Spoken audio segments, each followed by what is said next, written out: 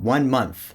1 month before the movie comes out. People have said this repeatedly. I am just not a big fan of these wonky trailer releases. This trailer should have come out last month, because that's how it should be, right? If you're gonna do 2 trailers for a movie, it should be 6 months before, then 3 months before. That makes sense, right? It's evenly spaced like that. But you know what? Whatever. Because we finally have a new trailer for Cats, and oh my god, people just talk all sorts of crap about that first trailer. Which I honestly do understand, because yeah, the cat people, they still look weird. They haven't changed anything like they changed Sonic's design. Now they still look like cat-human hybrids, as do the people on the stage show. Which, by the way, I would like to thank you all for watching my video on the first Cats trailer. Like I said in its description, I did pour my heart and soul into that video, and it got a decent amount of views, so thank you. Alright, now let's talk about this new trailer, which is shorter than the first trailer, which is not a usual thing with trailers, but that's how it is. So this trailer actually does tell you the whole overall plot of the story, unlike the first trailer. So let's break it down. Basically, this tribe of Jellicle cats, they have a ceremony once a year called the Jellicle Ball. They all come together and they dance, and the leader of the tribe, Old Deuteronomy, just before dawn, with a silence you feel you could cut with a knife, decides which cat in the tribe will be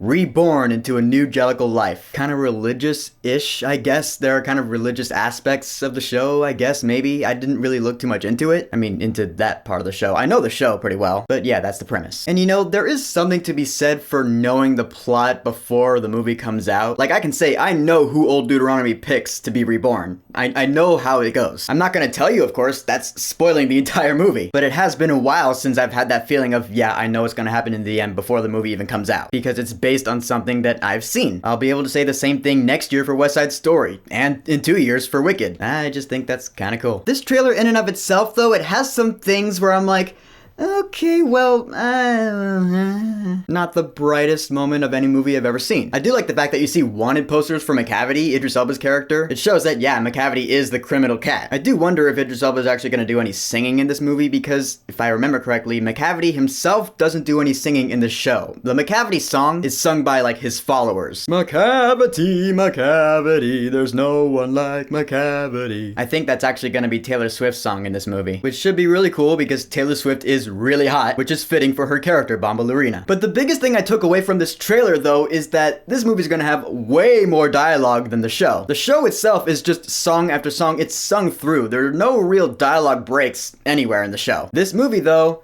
there's a lot of dialogue, at least in this trailer. Dialogue I don't recognize from the show, which again, I know pretty well. Part of me is like, alright, cool, expanding the story a little bit more, making it more accessible to the masses, so they're not completely bored by this opera. But then there was another part of me that was like, alright, some of these dialogue scenes, they're not great. Like when Victoria goes up to that gate and that other cat is like, cat got your tongue. I was like, aw, man, yeah, that's so...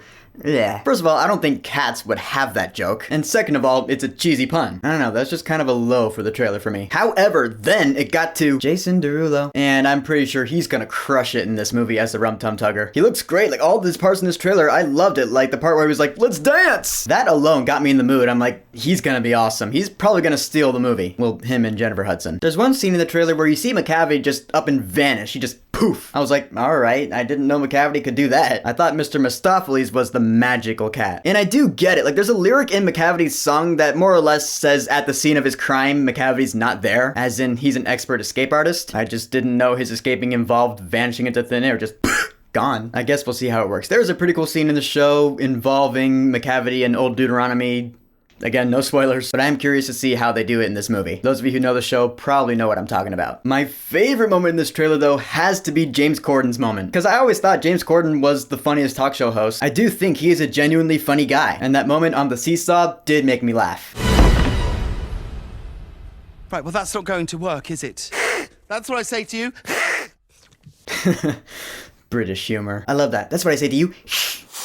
James Corden might end up stealing the movie too, which would be cool because his character Buster Jones, his song is not one of my favorites. I do sometimes skip it when I listen to the soundtrack, so it would be cool if his character was one of my favorites in the movie. I also really like the music in this trailer. It starts off with the overture that dun dun dun dun dun, but then it goes to the first song in the show, essentially, the prologue song. Dun dun dun dun dun dun dun dun. I love that song. That's the song that gets you ready to watch the rest of the show. Like after it's done, you're like, all right, yeah, I'm in the mood now. Let's watch some cats. So I was happy to hear that song in this trailer. In the end, I will say this about the movie. It might be bad, but I just don't think it will be. Call me a naive optimist. I don't care. I'd much rather look forward to a movie than not look forward to one, especially if it's based off something I know is good. There's also going to be a new song in this movie. Of course there is, because every adaptation of a musical has a new song. In this movie, it's called Beautiful Ghosts, and it was co-written by Andrew Lloyd Webber, who wrote the original show, and Taylor Swift. And I think in this movie, it's actually going to be sung by Victoria, which is great because she doesn't have her own song in the show. She has a big dance number, but not her own song. So